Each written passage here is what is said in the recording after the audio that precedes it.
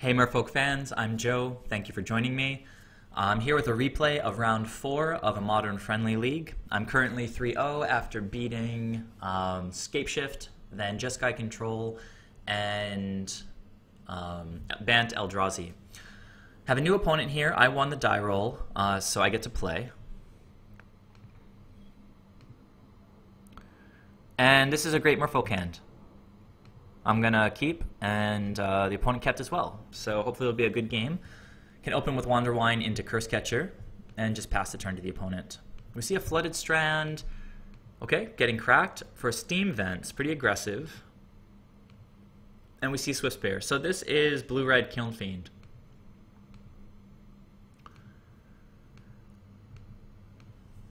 So Swiftspear is going to get in for 1. At this point, we can choose whether to bounce his Swiftspear or play a Lord of Atlantis. Bounce his Swiftspear with a Harbinger. Since we've got redundant Harbingers, I think it might be correct to slow the opponent down by bouncing the Swiftspear now. Just establish more Merfolk bodies and then later follow up with the Lord. So we have a target, so let's play the Harbinger, bounce the Swiftspear, and then go to combat. Opponent's going to go from 17 down to 16, and next turn they play out a Breeding Pool going down to 14. And we see a Kiln Fiend, so bouncing that Swiftspear actually did set them back a decent amount, since they're not going to be able to replay it this turn. For my turn, I hit a Silvergill Adept. We have means to bounce this guy right now with Echoing Truth, but we also have access to Island Walk, and I don't think with Cursecatcher on the board he's going to be able to generate lethal next turn. Depending on what happens next turn, we could choose to block with the Island Walk Lord anyway, but I feel pretty safe behind this Cursecatcher, and we're a pretty aggressive deck as well. So I think the Island Walk Lord is the correct call here. Could also possibly swing with like just the Cursecatcher to leave back a less significant body to block the Kiln Fiend next turn. But if he doesn't kill me next turn, we're going to be able to bounce the Kiln Fiend with Harbinger, and then we still have Echoing Truth back. So nothing the opponent can do against Island Walk. He goes down to 9, and then I pass the turn back. Starts off with Gitaxian Probe, so Kiln Fiend's going to get a little bit bigger. Opponent knows what I'm working with.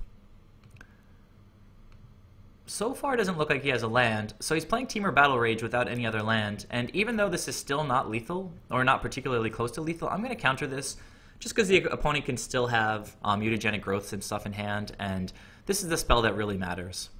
And there's no way he can cast that again this turn. So we'll sack the Cursecatcher. Kiln Fiend is going to get pretty big.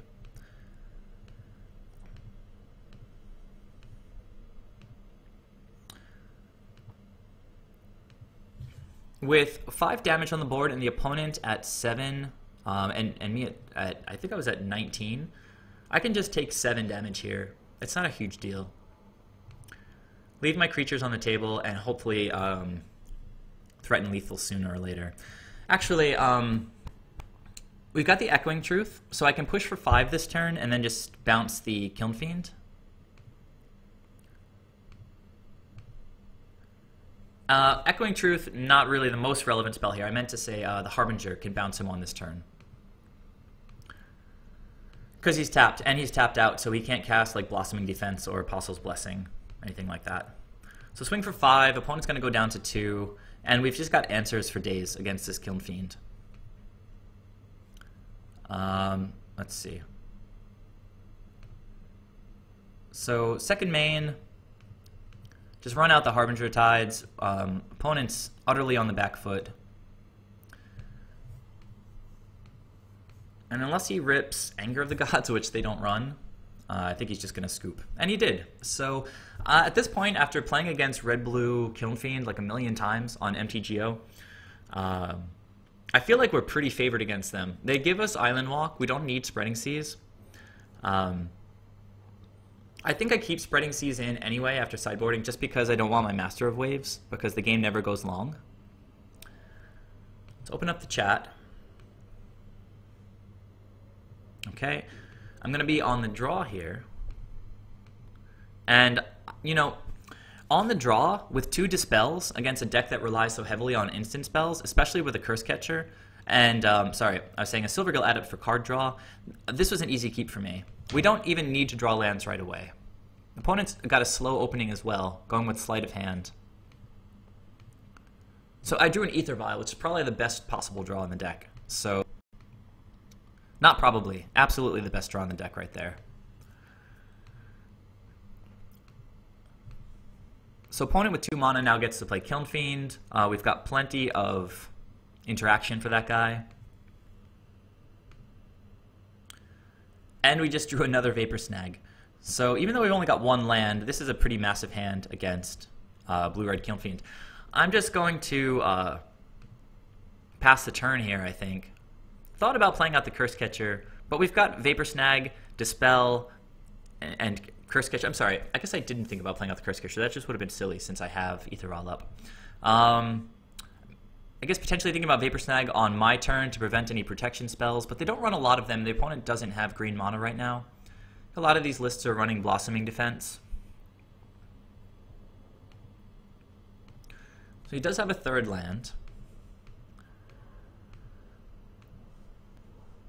And we see a Monomorphose. I thought about it for a minute. If I counter this, then he doesn't get the mana from it. But I thought we could let it ride a little bit. We've got a diverse selection of answers in our hand. So I'm gonna, I think, take the same approach here and let this Monomorphose go. Kiln Fiend's getting pretty big. We see a Swift Spear using one of the Monomorphose mana, and then he's just going straight into combat. So he's not going to be able to counter a Cursecatcher if he taps out for a spell during combat. Just going to try to Vapor Snag the Kiln Fiend here. See if he has a response. He doesn't. And after all of that action, I just end up taking 1 damage from a Swift Spear. Looks like the opponent has an extra Swift Spear to play. During their end step, we can just put in the Cursecatcher. We'll go untap. Since we do want to play a 2nd land, I think it's going to be wise to activate AEther Vial now.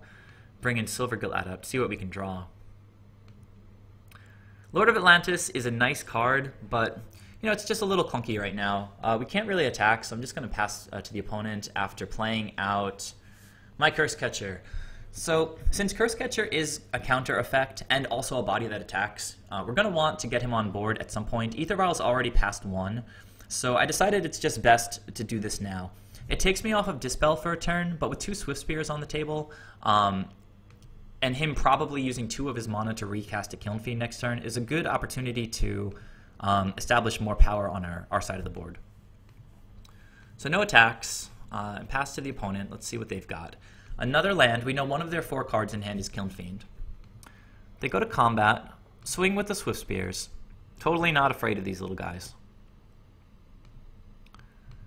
No action, 2 damage, no big deal. Opponent has taken more damage off of his own lands than we just took from those Swift Spears. I think we're going to see our friend Kiln Fiend again. And a pass of the turn. Alright. So, going into my turn, I had the opportunity to tick AEther Vial up, but I want to get this Lord into play. I can just keep it on 2 for a little while. So I did draw a land. I guess the idea is if I tick up AEther Vial, I can play a land if I draw it and then play the Lord, but that's just super greedy, and we want to leave Dispel up anyway. So I'll play my land, activate AEther Vial. Opponent didn't tap out on their turn, which is something they usually like to do. So I feel like they're possibly holding up some kind of removal, but we've got so many answers between the Cursecatchers and the Dispels. So swing for Island Walk with our dudes. This is 7 power. We drew another Island Walk Lord for the turn, I think. It's going to try to bolt the Lord, but that's just not going to happen. All these prowess triggers go on the stack. I'll let them resolve. And then just before the Lightning Bolt resolves, Dispel. Dagger to the opponent's heart. He's going to take 7 going down to 9. And then I think he's just going to crack this Flooded Strand and go even lower. Yep, so he's at 8. We've got Super Lethal with our Lords next turn. You still have Dispel out, still have 2 Cursecatchers. Temur Battle Rage, yeah, that's not going to happen. So, Prowess triggers. Not going to let those resolve this time. Dispel, targeting the Battle Rage, that just gets countered. All these guys get a little bit bigger. He's still got mana up. Might still have some plays. Okay, so this is where things got a little bit tricky. He's trying to Vapor Snag my Lord, which takes me off of any potential blocks. So let me move this window here to a place where it... I'm just going to close the chat for now. We need a little more space, I think. If he bounces my Lord, Vapor Snag does 1 to me, I go to 16, right? He's got 1 card left in hand after that. If it's a Mutagenic Growth, let's see. If it's a Mutagenic Growth, I can counter it with the Cursecatchers, but the Lord will have already been bounced. So this is in the scenario where the Lord gets bounced. I'm at 16, he has Mutagenic Growth targeting one of his guys, my Lord is gone. I could counter the Mutagenic Growth by sacking both of my Cursecatchers, but it will still have a pump effect on the Kiln Fiend. It'll have Prowess on the Swift Spears. So I'm going to let these Prowess triggers resolve. Just so that we have an accurate reflection of the power and toughness that we're dealing with. Alright, so these guys right now are 3, 3, and 7, which is 13 damage. If he casts something, again, like Mutagenic Growth, then even if we counter it with Cursecatchers, this guy's going to go up to 10, 4, and 4, which is lethal. It's highly unlikely that the exact card the opponent has in hand is one that could kill us. But we have 2 more Lords. We could put both of them into play next turn, and we'll at least have a Silvergill cracking in for some damage next turn. If I block his Master of Kiln Fiend, if he plays Mutagenic Growth out, I can just counter it. His toughness will stay the same. We can trade with the Kiln Fiend. He'll just have these 2 Swift Spears. And I'll still be at a relatively high life total. So ultimately I decided I needed to counter this Vapor Snag. I really want to block this Kiln Fiend.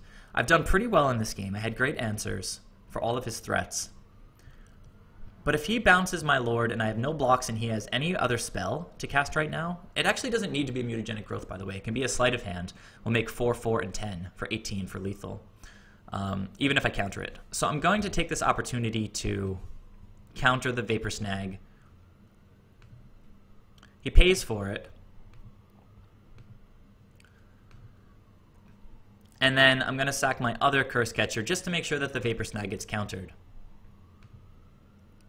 So even if he has Mutagenic Growth in hand now, I'm not going to lose the game because I have a blocker. This is extremely conservative, but we're going to have so much power next turn that it's super important to me that I get through this turn right now.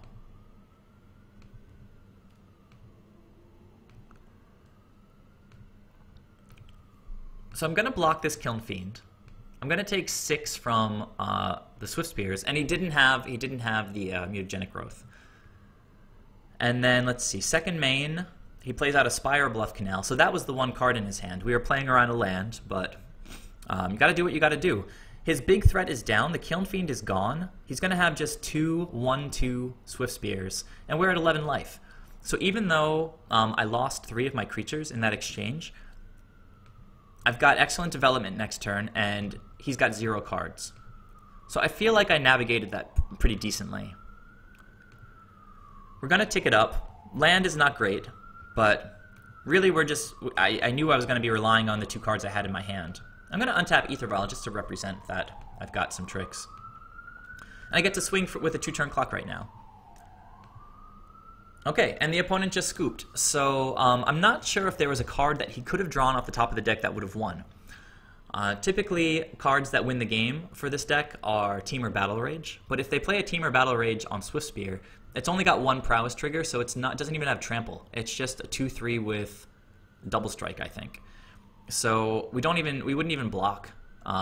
We would take first strike 2, and then regular damage 4 more, so 6, and the next turn we win. So other cards that could have won, I guess Lightning Bolt on the Lord, and then they just leave up blocks. But if they have Lightning Bolt, let's Yeah, that would have been decent. Then we would have continued top decking.